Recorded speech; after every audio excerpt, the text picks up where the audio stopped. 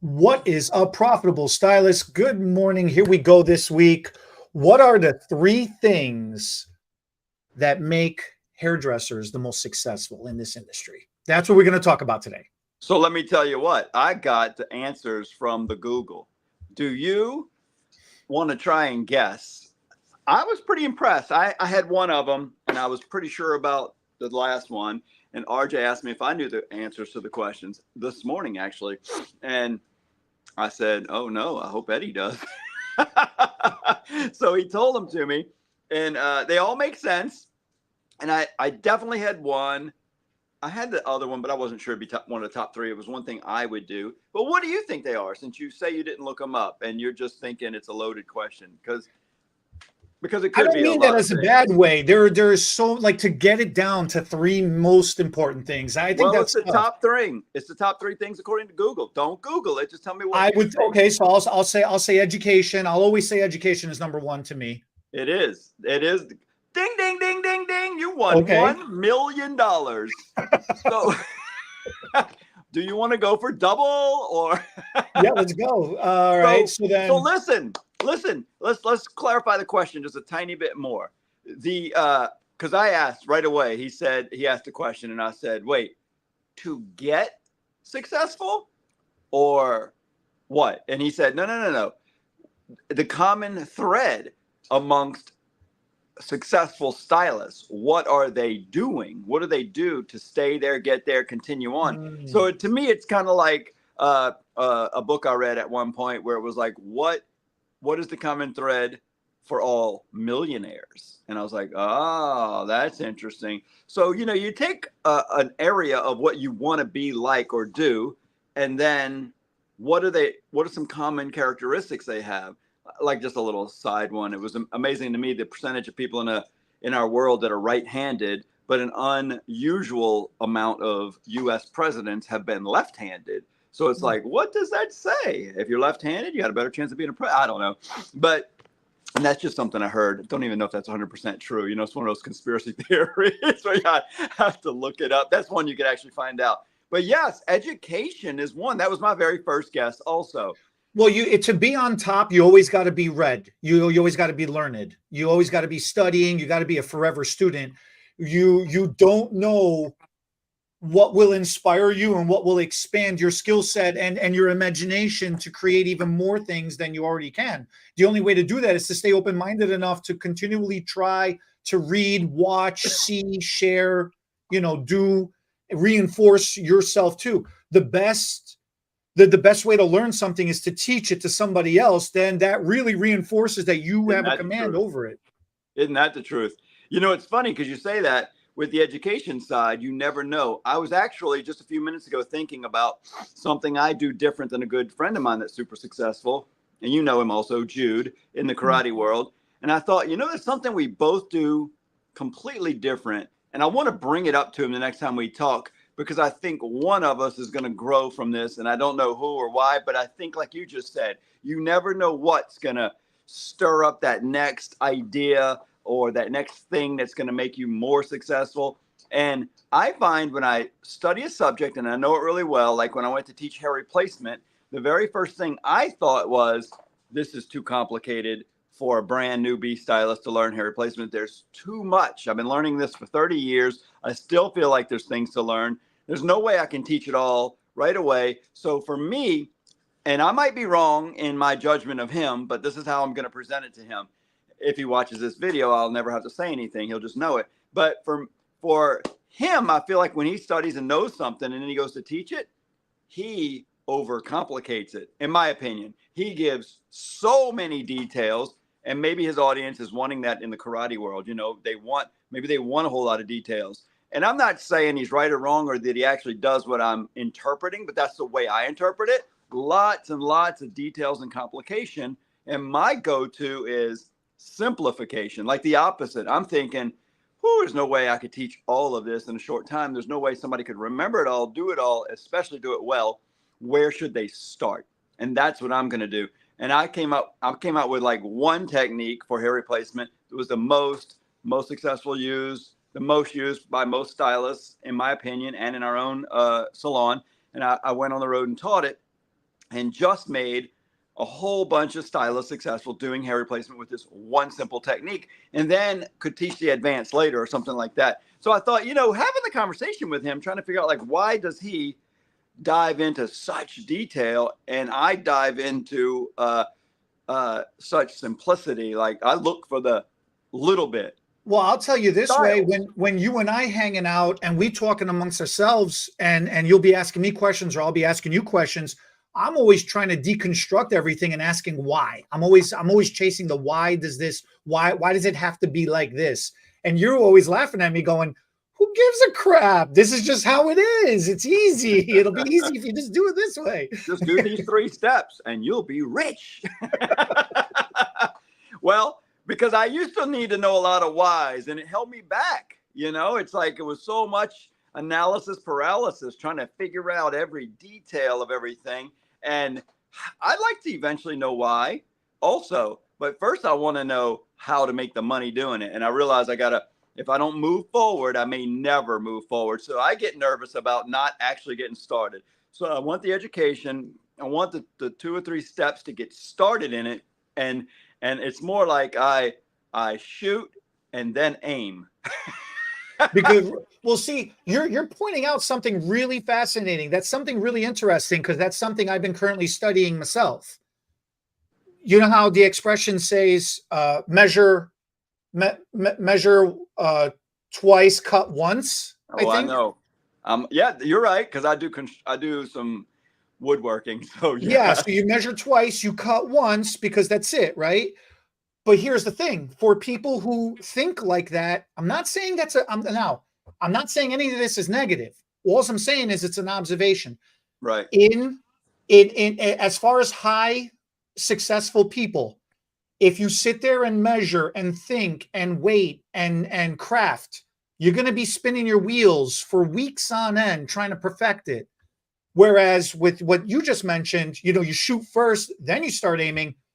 You just got to start getting it out there, and then you got to clean it up from there and adjust and adapt and improvise and overcome the scenario. But you got to go. You got to start somewhere. I used to think it was kind of a joke when people said ready, fire, aim, kind of joking around. And I used to think, yeah, that's stupid. You got to aim first. But you know what? You can fire and then realize I'm a little off this way or that way and fire again. Because in a stressful situation, I bet you that is kind of what happened. You just fire in the right direction and start adjusting as you need to. So I think that there is something to be said. I don't think it's the safest thing to do, obviously, but I believe that's a book too, RJ, mentioning ready, fire, aim. Okay. So then you kind of know where you need to pivot. That's a big word in our industry today, right? Or in our world today is pivot, which means move forward. My dad always said you can't steer a ship that isn't moving. Get that ship moving and realize you're going in the wrong direction, and then start turning the steering wheel. And it's going to take a little while to turn, and it's okay if it takes a little while to turn. It's not turning at all if it's not moving. So we kind of in our business kind of have the philosophy of move forward, which to me is education. Keep getting educated. Failure is education. Failing is learning what not to do. It's the only way I know.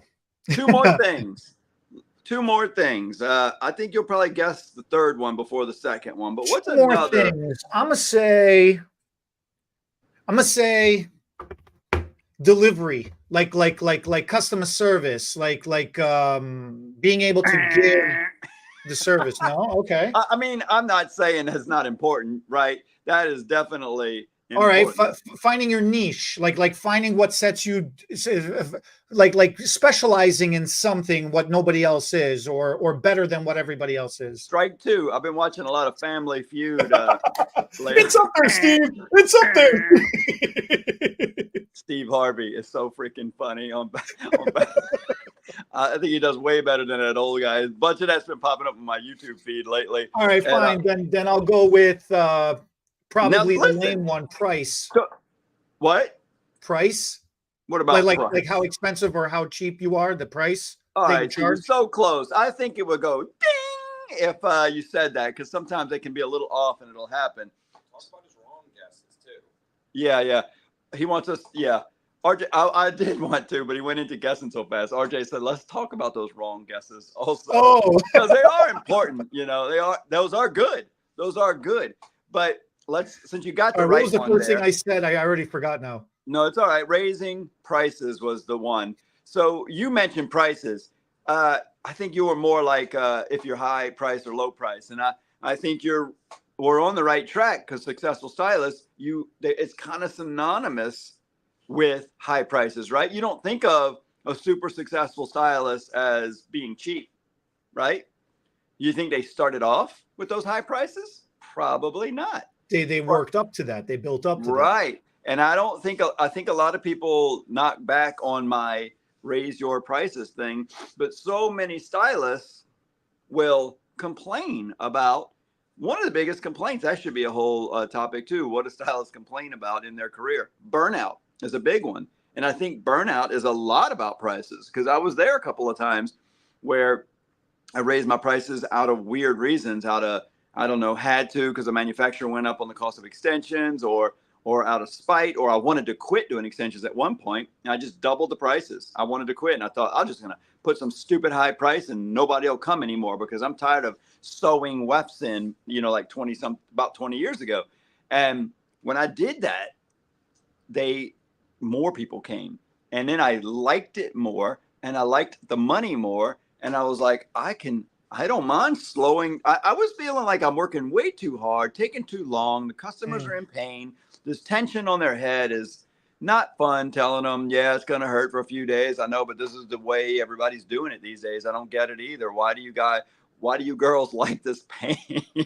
Why do you like these extensions? You keep wanting them and I know how to do them, but I didn't feel good about it. But you know what? When I got paid a lot of money, I didn't mind slowing down and saying, you know what, I've got more time to talk about. I even undersold it more. I was like, it's going to hurt. You might have to take some aspirin. There's going to be some tension on your head. And I think even that being more, I don't know, more caring possibly, and just more information, it made the whole experience more pleasant for everybody because they were so happy that I told them everything. But before I was feeling like I'm barely making any money doing this. I just got to tell them what they need to know to get them on their head and then apologize for all the negative stuff that happens with extensions later. Instead, I was like, oh man, it takes a long time. It's going to be painful. It's what the celebrities do, but I wouldn't do it if I were you. And they would want to do it more, But then the high priced money was like even more good feeling. But you don't get to high prices accidentally. I mean, I did a couple of times, but most people don't just get to high prices. They're really good. They're really booked. Most people think, oh, they were in the right city. The place they were at raised their prices. But people that charge a lot of money do it with a plan. They slowly, like you said, step up to that price. What were a couple of your wrong guesses? One was the niche and one was the customer service. But I want to say one more thing about the price, though. Go ahead.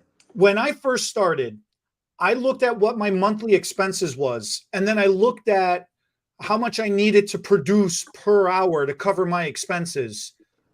And then I'm like, okay, this is going to be my price. And then my mom came in and she goes, your math is wrong. She goes, if you're only producing as much as what your expenses are, then you're not leaving yourself any room for life to happen. I'm like, what does that even mean? She goes, well, Murphy's Law is going to be your, isn't that the truth? Insurance. Right? She goes, I go, who is Murphy? I never heard of you talk about Murphy. Is that like a cousin, an uncle? Who's a Murphy? She goes, Murphy is going to be the most hated person you ever known in your whole life. If something can go wrong, it will. That's what people believe. And I mean, I hate to live by that negativity, but the fact is, unknown, unplanned things happen. That was my mom's thing. So I didn't have to that didn't dictate my price. I had to go 1.5 times or almost double my expenses to compensate and be prepared for that. So here I am, 21 years old, and I'm charging, and it started making waves in the salon because I was coming in with my prices just about the same and even slightly higher than some of our most experienced stylists that have been in for a long time. I'm like, who is this little punk, started? You just started. You barely have one client. How are you going to charge these prices? Who's going to come to you? And you just do it and they pay it. Isn't that the crazy thing? So then I go home, right? I go home, I never forget. I'm like, man, I think I made a mistake.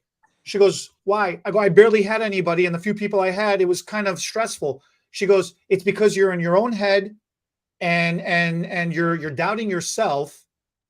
She goes, that's a you problem. That's not everybody else's problem. She goes, go back to work tomorrow and shut up, stop complaining.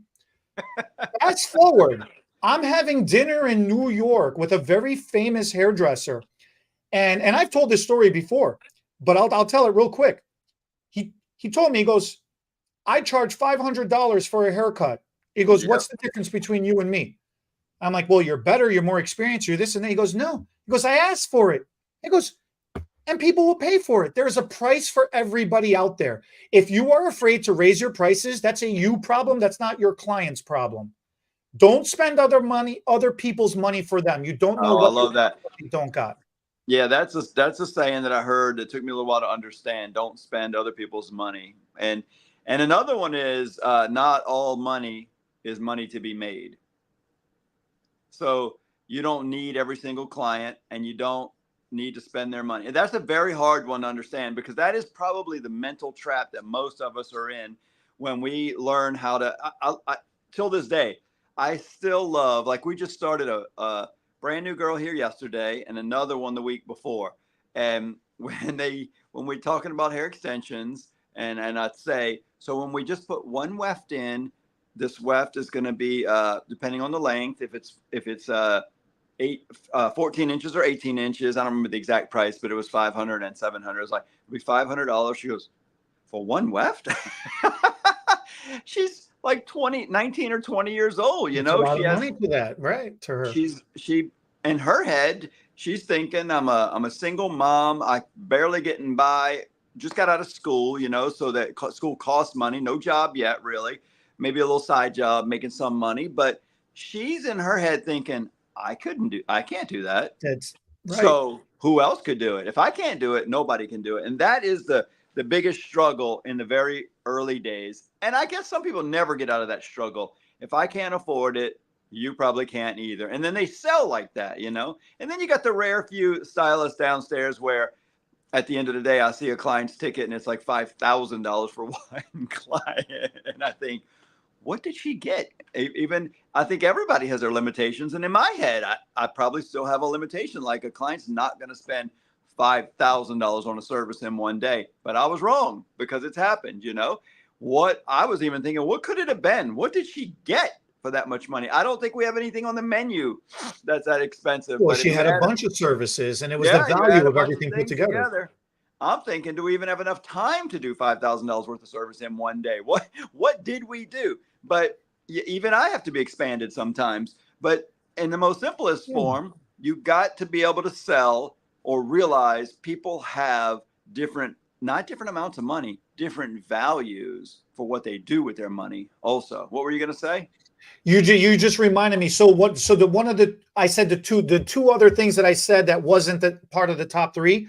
One was the price, or no, one was the niche, and one was the customer service. So in regards to customer service, what you were just saying reminded me of something.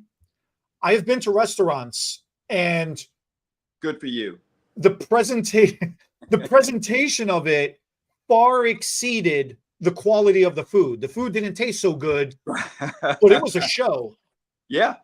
So now you're looking at that. The people that I went with in the group, they were like, wow, this restaurant was amazing. I can't wait to go back. And then here's my other buddy, my buddy and I are going, we will never come back here. And again, that was disgusting. What a waste of freaking money. And then the other guys are like, that was so much fun. That money was worth it. We should totally come back again. I'm like, to do what? I need to go. Where's the nearest Wendy's? I need a cheeseburger. I'm still hungry. Like, this is ridiculous, So right. Customer service is important, but it's not really the most important thing out of everything. So I will correct myself. You are right. It depends on wrong answer. It depends on right. It depends on who you're doing, because different people have different values. I love this one story, this girl's extensions I was doing one time. And this is what made me realize that I can't spend someone else's money for them. She came in, and I can't remember the exact price, but I just remember it was a girl, came in. I had done her extensions in the past. So it was one of those situations where I didn't have to have her come in for a consultation, match her color. I knew her color. I had her hair. I had done her many times in the past. I hadn't seen her in maybe a year or two. And she calls me and I said, yeah, I can have hair ready. Hair same color? Yes. Got the color, got everything ready. And she comes in and she's kind of sad. And I said, what's going on? She goes, oh, going through a rough time, breakup. I'm just sad. And she said, so I think it was if I remember right, it was about $800, $600 or $800 worth of hair. It was a long time ago. And I was going to be doing extensions for $800. And she said, I called my mom this morning. And I've told this story before.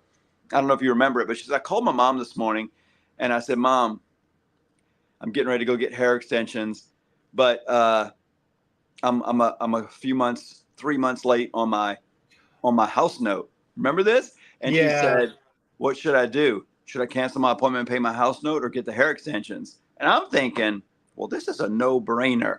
You should cancel with me right now. Catch up on your house note. No matter how mad I am, as a responsible adult, I'm thinking, I think she's getting ready to cancel. Where are we going with this conversation? I think I'm getting ready to lose her. I better not even put the first strand in. You know, it's probably Great Lengths hair way back then, you know.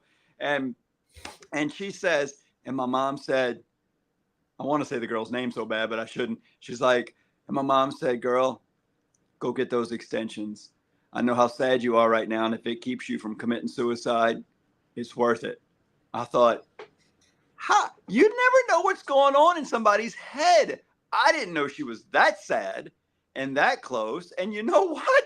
If I knew more of the situation, hair is probably more important in this situation if it's actually going to keep you alive. You know, if you're that sad in your life. And wow, what a mom to know. Or the mom has no money skills either. I don't know. But this many years later, who am I to judge it? She wants hair extensions. May or may not be a good reason. It's not my responsibility to know if it's the right or wrong reason. They want hair. They have the money. They want to do it. I don't know all of their bills. I never will know all of their bills or all of their thoughts. It's my job to just do the best job, make them happy with the hair that goes on their head that day. And, I almost gave away number 3 that you haven't guessed yet. I'm not going to say it right now. Okay, so now one of the other things I had said was the niche. Finding what sets you apart from everybody else in the industry, or if you're doing the same of what everybody else is doing, you got to do it in a different kind of way that sets you apart from everybody else, or you got to do it better than everybody else. I don't even know what that is. I don't know. I don't 100% agree with that because you know what I think offsets that one is when I did the math one day and I was like, I don't know why most stylists guessed this better than me, and I didn't know they would. But I used to say, how many clients do you need to have a full appointment book? And I had never done the math before. I just got busy and I got the software pack. And when I first got a computer in the early days, it was like DOS based called Leprechaun. And I just remember when I loaded up all the clients and the hairdressers I had, we had like 7,000 clients in there. So in my head, I saw that big number and I thought, God, you got to have thousands of clients to have a good book. We were not pre-booking. We were not rescheduling clients. I had no idea how many clients I had, and I'm not great with numbers. So I didn't know what to think. I just thought, God, you need thousands of clients because you never know who's going to continue to come back or not. Then when I start rescheduling and I get completely tight booked, and I can't fit any more in, I realize, oh my goodness, there's like only this many clients I can do. Look, I can't figure out this screen. There's only this many clients I can do. And if one falls out, I can fit one in, you know. What is that number? How do I figure out that number? And when I did that, Eddie, I was like, what if I just, between the ones that are taking 2 and 3 hours and the men's haircuts that are taking 30 minutes, what if I just did one client per hour? And give or take, you know, I'm going to be off on the numbers, but if I just did one an hour and I worked 40 hours a week, that's 40 clients. And then I only do that for 4 weeks. And then I'm asking everybody to come back again in 4 weeks. Yes, I know some go longer, some go shorter. But I was like 40, 80. I was like, oh my goodness, 160 clients. That's it. That's a decent party. You know, there's more than 160. That's a small wedding nowadays. I was going to say there's more than that at a wedding, right? That's a small wedding. if you look at that one small little group of people and they're all my customers, I thought, you know what? And if I'm doing extensions, you can cut that in half. Or if I'm just doing extensions and taking maybe 2 hours with each client and doing everything I need to do. And with the onstage extensions, you could technically do it in an hour, but let's say 2 to give just good, slow customer service, wine and dine, and make a fortune, because that would kind of cover your niching if you did just extensions. But I don't think you need to, because you need so few clients these days that as long as you're good and do number 3, I'm giving you a hint, then you can just raise your prices. You got to make sure then you rebook. It's part of it, but it's not rebooking. It's close. Yeah, rebooking is powerful. You said niche, and what was the other one? Well, I had said customer service and niche. So customer service, you want to talk a little bit about that? Well, we did kind of. So that was my restaurant example. Yeah. Oh, okay. So you're saying the whole. See, I don't think. Yeah, I guess that is part of. I don't, because people go to salons and they got crap service, but they do good hair, and then you've got people that do good, but then they got crap. You got people that do crap hair and they got good service. So I would call that what you're describing. I would call that the experience, right? Like the whole experience, and you're picking apart parts of the experience. Okay. Fair enough.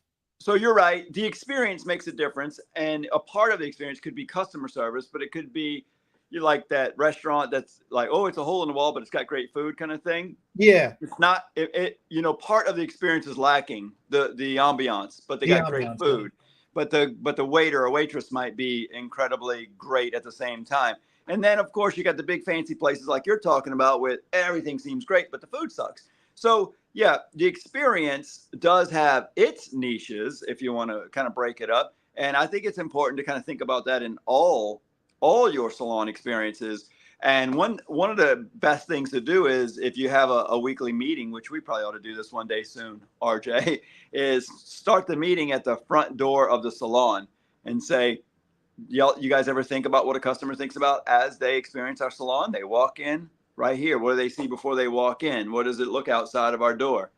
Somebody needs a sweep here in the morning, and then they walk in and do we need a sweep there? And then they look at the front desk. Is there anybody there? Is anybody smiling? Anybody stand up? Do we ignore them? So the experience, you can't even cover the whole experience walking through a salon, because you got parts of it is on the phone. Parts of it is through your social media.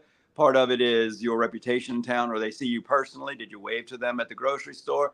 So yes, customer experience is important, no doubt. There's a lot of things that are important. But once a stylist gets super successful, what are the 3 common threads for them? We decided that they continue to get educated. So maybe you start that now. If you're not successful and you become successful, that's the hint, guys. And then they have high prices, but they continue to raise their prices. That's why I know, love or hate Guy Tang or Brad Mondo. I mean, they're both like love or hate them kind of guys. But Guy Tang charges a ton of money for what he does, but he didn't start at that price. He started off as an unknown, developed his skill and his prices over time. And so, you ready for me to tell you the third one? Or you want to guess one more time? Yeah, I don't have any guesses now. I thought the rebooking was going to be a good one, but it's not. Why would they rebook? Why would they rebook? Yeah. Because you're a smart businessman and you know that that's what it takes to keep yourself busy to build. Not if they don't like you. So you talked about customer service and all of this thing, but it's the relationship with the client. It's the rapport. Okay, the rapport. People will do business with people they like. Yep. Okay. And some people will say people do business with people they know, like, and trust. That's it, and they like and trust. That's Sandler 101. Okay. So that is so many sales books. People do business with people they like. So you can have all the right words for doing anything, and say, "Would you like to buy right now?" It doesn't work, but it's like, you're ready to buy, right? Just the smile, just the shaking the head, just the friendly attitude, positive attitude. Somebody likes you, like you started laughing when, you already probably like me more when you were laughing than when you weren't. And so you're more likely to go along with whatever I'm doing, selling, promoting, And so it's the same thing with the clients. Do you just do their hair and not even talk to them? I see that so often walking through my own salon. It's like a morgue. Sometimes I walk through and 3 or 4 people doing hair and nobody's talking. And I'm like, are you guys kidding me? Does anybody know sometimes I do it, and I probably shouldn't, but sometimes I'll say, do you know her name? Huh? I'll ask a hairdresser, do you know her name? And they're like, what? Who? Your client. Most of the time they do. Thank This is God. why I nickname all my clients. I don't Oh know my any God. client You names. don't know their names either? I know their formulas. You're Oh my 6RS, God. you're 6N, you're 6 tobacco, you're 7 mocha. I think rapport starts with at least knowing their name, right? No, it starts with a nickname. A nickname is a term of an endearment. Some kind of name. And it saves you from not having to remember people's names when you got 13 people a day. So I've always said you'll build a clientele with you. Everyone can build a clientele. It's going to be, this is where niche comes in. You're going to build a clientele that caters to your niche, your weird, not you particularly, but anybody. It's going to be your weird sense of humor, your weird little quirkiness, if you're late every day for work, you're going to build a business around it. You'll have customers that don't mind. I remember one guy come every Saturday when Royce has passed away now. He was an older gay man and he was always late for work. And his clients, none of them minded. They just got used to it. He had such a great relationship and a great customer service. They had such a ball. And I'll never forget, Pete used to come in every 2 or 3 weeks for his haircut. And he would come in early. I'm getting there early, opening the salon. There's always some coffee in the coffee pot from the day before that wasn't poured out yet and wasn't started. And Pete would say, coffee? And I'd say, oh, not yet. He goes, no, I'll take this. And I would say, Pete, that's yesterday's coffee. So that's all right. I'll warm it up in the microwave. I'm not picky. So it was like I'll never forget Pete, because it was like, Pete, how can you drink that day old cold coffee? He would just stick it in the microwave, warm it up. He and I would have a little chat while I was pouring out the rest of it, filling up with water, putting the coffee grinds in, and making good coffee that he may have a cup of also. But he was having the microwaved yesterday's cold coffee. And then when Royce would show up, he was like, hey, how you doing? Hug him. Let's do your haircut. By this time, his second client showing up, but he would catch up. But the freaking relationships with these people was so incredible. They just stayed with him. Even if he didn't show up that day and he called in sick, they're like, it's all right. Well, so reschedule me. It'll be fine. So you can build a clientele on almost anything. And he was a very successful, high-priced hairdresser. Let's see, he raised his prices. He wasn't big on education. So that was not, he didn't mind, but he didn't go, seeking it out. He didn't go seeking it out. Yeah. So we don't all have it all, but that is the 3 most common. And I would probably say that not everybody that's successful does or has all of these 3 qualities. But when RJ Googled them, or AI'd them, I don't know what you call it these days, he said that those are the 3 top. Yes, some people just do the things that you answered also, but these are the 3 common threads between in successful stylists. And I liked it because I think you and I have lived this example also. We love education. We love relationships with our clients, people in general. And we've both always talked about raising prices. Constantly talking about raising prices. So we are the profitable stylists. We are. Yes, we are. Oh, and I do have a time on here because it shows how long we've been live. I see it now. Yeah. Oh, cool. So now here's the question, because as far as relationships goes, I have always built my relationships off of, I'm here to help, or I'm here to assist, or I'm here to do your hair right. The interaction and the social etiquette or the social cues were kind of lost on me for a long time in the beginning. And especially for a while, I used to call you up and be like, what does social protocol dictate I do in this scenario? Because I want to tell this person to go themselves. And you'd start laughing at me and you'd be like, all right, listen, man, you're not raised by wolves. We're not in the jungle over here. Why do you have to say it like that? Why do you have to be so aggressive? Why you got to do this? Why you got to go? We all need that. RJ was talking me off the ledge just this morning about something I want to do that's a little rash. And, I just think we all lose our temper. Oh God, what was I going to say? Oh, RJ, he did you see the comment? This is interesting because everybody, I don't want to call them out, but there's a salon on our road, one of the most successful salons in our town, and it's mostly the guy himself. There's a salon on our street with terrible customer service, but he does the three things. Actually, you know what? There's a couple of salons in our town that I know of that do that. And I never thought about that. You actually can do terrible customer service. Be a not care that much, but like when I say not care that much about your haircuts or your styles, like still doing old fashioned highlights, color, promoting with old fashioned, like it's not so trendy. So young girls are going there wanting newer styles or color, but they're getting old stuff. So then they'll complain about it, but they go back weird because the relationship is so strong. Because the But relationship, yeah. he even does education. He's posting about going to hair shows all the time, but for some reason doesn't actually do that new stuff because people complain publicly about it. But he's very well known, very successful because he's got high prices, relationships, and he's getting educated. That is interesting that RJ brought that up because it's showing that you can be, yeah, I was going to say the doctor of bad bedside manner, but that wouldn't necessarily be, would that be the case? Yeah, because that wouldn't be rapport necessarily. Because if you have bad bedside manner, you don't have rapport. So it's a weird, Yeah, okay. it's a weird thing. Help me dismantle this like you like to do anyway. How can you get educated? I'm gonna call it relationships with your clients and raise prices. What if you had all three of those? What things could you suck at, but still be successful because you had those three? When I was first mentored, so this is why I was bringing up the relationship thing because and the importance of it. The skills, you could be low on skills. But well, that was the whole thing. When I was first when I was first getting mentored, You sucked. there was I did big time, and it was terrible. Me too. It was horrendous. And so the whole thing was, before I started actually getting actual mentors, I was getting coached. And I want to say there's a difference between coaching and mentoring. Yeah. When I was getting coached, it was of the mindset of fake it till you make it. As long as you're flamboyant, as long as you're flashy, as long as you're a personality, you can cover the suck because you're a show.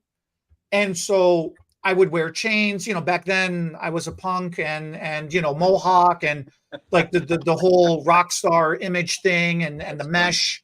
Yeah, it was embarrassing, but now when looking back, it wasn't embarrassing then. You thought you were cool, probably. No, back then I was a freaking rock star. I thought it was cool as hell. I look like something out of a Hellraiser movie or like the. Can we show some of those pictures next week? Eesh. I'll look. I've tried to burn them all. But that was the whole thing, So it was like this fake it till you make it mentality of as long as the show is good enough. Well, then the problem was what's that called when people your reputation? My reputation became he's an egotistical jerk off, but it's worth it to go to him, because the shop, him, the show, the thing, the this, the that. So then when I finally started getting mentored, I remember my first mentor told me, you are rubbish. She was a Brit. She goes, you are rubbish.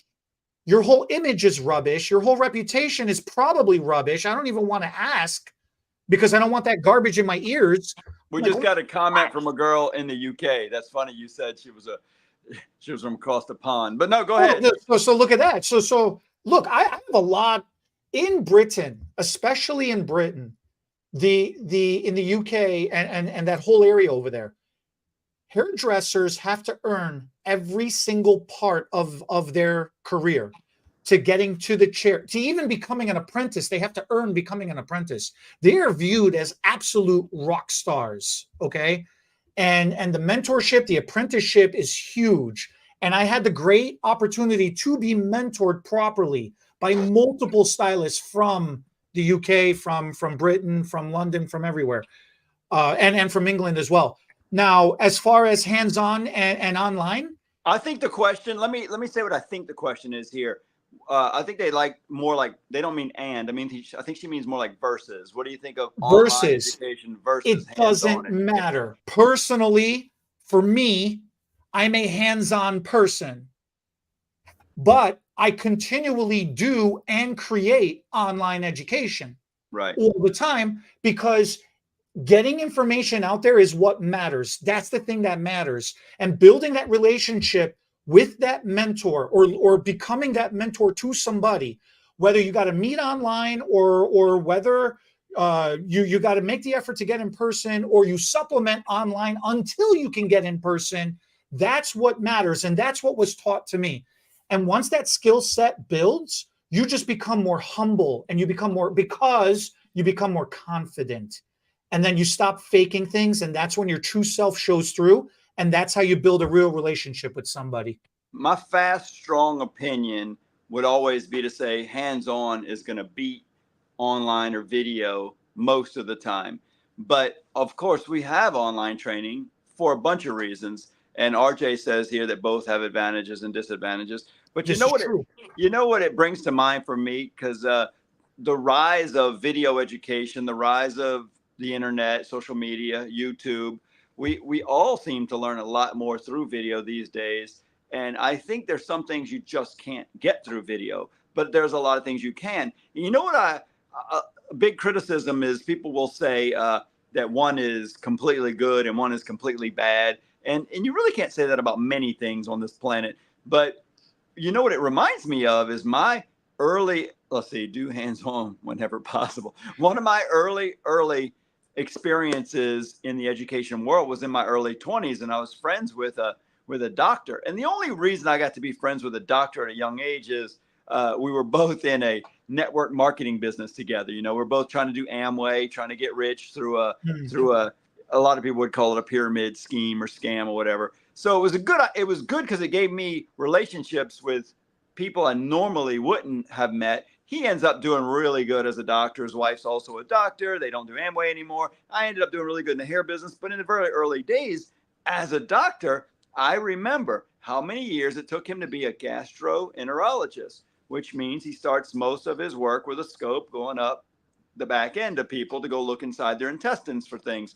Well, I remember a couple of times he's saying, we got a new VHS tape, video training for a new procedure. And I was like, you learn from a tape?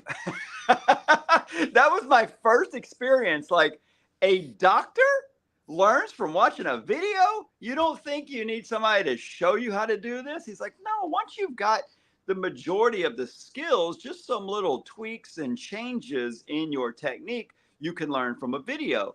And I thought, now that's powerful. So I think there's big, like if you're going to learn something brand new you've never done before, I would say you most likely need to go to a master educator, hands-on, live, or start with video. This is my take. I like to try first. Like, send me the stuff and let me see a video of how it's done. Let me give it a little bit of a try, because I feel like I have better questions then with the educator. Or I go to the live educator, learn, and I want to go back again in a few months or a year or so and learn the exact same thing again. And I get that from my own classes. I've taught hair extensions before. People will come to my class 6 months, a year, 2 years, 5 years later as a refresher because a friend's coming, and they're like, you can join the class too. And they're like, I might just come sit in on the class and see how Sally likes the class or whatever. And they're like, it's so crazy how often for my whole career, people always say, well, you didn't say that in my class. Yes, I did. And that's what made me realize there's no way you can remember everything in a class, because my classes became so systematic, and you're like, oh, you didn't teach it like that. You didn't teach it like that when I took the class. And it's like, I did. I absolutely did. I'm kind of following a script here. All the same words, all the same techniques. You just can't remember it all. That's one of the reasons, not only do I believe in hands-on education or online education, as far as getting more education, you got to get the same education multiple times. I'm a honeybee keeper. I got these beehives. There's certain videos I've got downloaded because I pay for YouTube Red because I don't want the commercials, and I want to be able to download so I can watch some of these videos when I'm on a plane. I don't buy the Wi-Fi. My excuse is I paid for the YouTube Red ahead of time, like $10 a month or something. It might be more now. I don't know. But I got a few videos downloaded. I'm trying to learn how to make queen bees. I've watched the same freaking video 30, 40 times because I'm like, I just don't get this one step. And I just keep watching it. And as I do it in my own bee yard, and then I watch the video again, I'm like, oh, I'm getting that step a little better now. So not only do I think one is necessarily better than the other, or that you got to keep doing education, sometimes you got to do the same education a lot of times. That's what I like how you're saying. I prefer hands-on first. I like coming in empty-minded with no preconceived habits or notions or anything. Fill me up with what you want to show me, then give me the online education afterwards, and let that be my reinforcement, and let that be my guide to keep, like you said, I will go back and rewatch the thing 40 times, 50 times, 100 times. And then the other thing I'll tell you is this. Once you learn something, like right now, I'm actually mentoring at a salon right now. Every session after each week, I tell them until next week, your homework is to do one a day. You could do more than one a day. But if you can't find a live person, I don't care. Grab a mannequin head, get your hands in it, and at a minimum, do one of these services that we just went over every single day until next week. So then by next week, like you said earlier as well, you'll have better questions. You'll have more questions. Those aha moments will click and you'll be like, oh, this is what he's talking about. And keep watching them videos too to refresh, reinforce, and remind all the information fresh on your head. Otherwise, the biggest struggle that I see for people that used to be successful and are no longer successful, they became complacent. Yeah. They stopped. That's a good point. That's a good point. We see some of those, what would you call washed up rock stars in our industry? They might still show up at some hair shows, but they stopped moving forward with education. That's another great point. And then they got the Al Bundy syndrome. I love Al Bundy, but they got the Al Bundy syndrome. I scored 4 touchdowns in high school football. Yes, you did, buddy. That was 20 years ago. You're still doing the same stupid haircut. That's so good. 20 years ago, the haircut was awesome, but it's the same haircut, dude. I scored 4 touchdowns in high school. That's good. I never watched enough about. Al Bundy's. I love. What was the name of the show? Married with Children. Married with Children. Married with Children.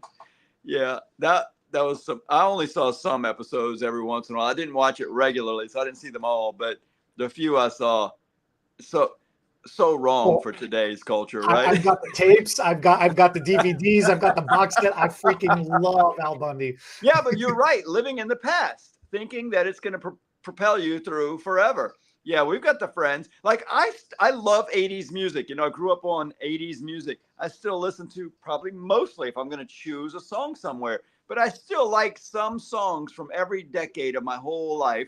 I like some songs that come out today that my wife might play at the house. I'm like, oh, I hate that song. And then she plays it a few times like, oh, I like it now. But we have friends that are in a band that listen to 80s music, have the mullet, still dress like they're in the 80s, and they just don't leave it. And they can't figure out why they're not successful. I'm not saying because they live in the 80s, because you can make a whole life out of it. One more thing, I couldn't find the mesh integration system training, so I went through many videos. It's funny because that was one I was getting ready to talk about. She's talking about what we called the beaded topper. We're calling the volumizer now. That's when you talked about doing it every day. I actually was thinking about that. It's funny. Your question just came up right there because the guy who first taught me how to do the volumizer, which we called the beaded topper for a while, he said, okay, you guys aren't going to be that good at it today, but what I recommend is you do this. He said twice a day. And then I did it once a day. He said, I recommend you put this thing on a mannequin head and take it off twice a day for 1 week, in the morning and the evening. But I was so slow at it and terrible at it. I hated it so much at first. I thought I need to do this. I need to just commit to doing it at least once a day. And for me, it was put it on and then I was frustrated. So the next morning I would take it off and put it back on. Sometimes I'd go ahead. Your teacher was foreign? He was from overseas? It wasn't that. It was a guy from this country. Oh, no, from this country? Because I don't know why. Is this something in the UK? Every 12 hours you have to practice every 12 hours. Like I don't know, man. I'm just remembering now. I'm just having a a recollection moment, a nostalgia. I'm having a nostalgia moment right now. I'm just remembering. Somebody told you you had to do something every 12 hours. Well, dude, when did you sleep? You have to wake Those up were my mentors. She used to tell me, she goes, especially when I was learning how to foil, because her thing was you should do it multiple times a day, but at a minimum, you should do at least once every 12 hours. And I'm like, 12. her thing was this. Yeah, that's twice a day. Her thing of success was this, and I preach this in my classes as well. Your hands will remember what to do before your eyes and your brain will. To be successful, muscle memory, yeah. You may not be 100%. You may be tired. You might be hungover. You might be ill. You might be this. You might be that. You can never trust that your brain is going to be 100% when you're doing the job. But your hands will always remember what to do. So trust your hands. Don't trust your eyes. Don't trust your brains, you know? And I see that in hair extension classes when we're teaching people how to install a bond or how to install a bead. We always say, stop overthinking it. Stop looking at it. Just feel it. Push it up, lock it in, move on to the next one. Stop staring. Right. After they've done one. I love that. People they're marveling at their work and thinking, it looks so good. Maybe I should move on to the next one. Maybe I should call my mom, tell her how good it looks, take a couple of pictures. Like, you got 100 of these to do. Let's go. Eddie, you got fans before me here. You got Eddie is the Dr. House of Hair. Where's my fans in the comments? Dr. House of Hair. Wow. Yeah. Thank you. I never did watch much House, so I don't know. I didn't know if that was a definite compliment or not. No, that's a compliment. He was the diagnostic genius. Yeah, he was very smart. I remember, but he wasn't well liked by everyone. So I just that's remember totally me. I knew you're the beauty, I'm the brains. There was a few times when I saw a little bit of it, and I remember there was a lot of arguing, and he was very arrogant about being right about things, and he was usually right. So I really didn't know if I don't know. I'm guessing this is a compliment, but you know, when I get stuck on a point that I know about, I double down. I don't care. Right. Like you think clear color benefits hair. The damn straight, buddy. You best believe it. Well, I think I've said everything I can say, Dr. House. Thank you for the comments, our friends from the UK. Let us know how. Are you guys still doing mentorships? Are you still being treated like rock stars that you are? And you know what we really need these guys to do? You guys are helping watch and comment, and maybe even hitting that little thumbs up button. But we need you to subscribe. It's crazy. We got a lot of views, in the millions, but we have like 90 or 95% of the people that watch us aren't subscribing. That would help more stylists see this and help us be motivated. Build our rapport with you. Yeah, it would motivate us to continue to do this, you know. So please hit that subscribe button. It doesn't hurt anything. It doesn't hurt you. It doesn't mess up your feed or anything. It'll help you maybe even know when you can hit that bell button too, but subscribe. It'll help. Thank you for the comments. Thanks for watching. We'll catch you next week.